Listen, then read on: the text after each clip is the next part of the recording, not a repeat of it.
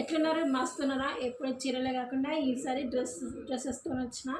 ఇప్పుడు ఇవి నా డ్రెస్సులు కాదు, మా అబ్బాయి కోసం నేను తీసుకున్నా.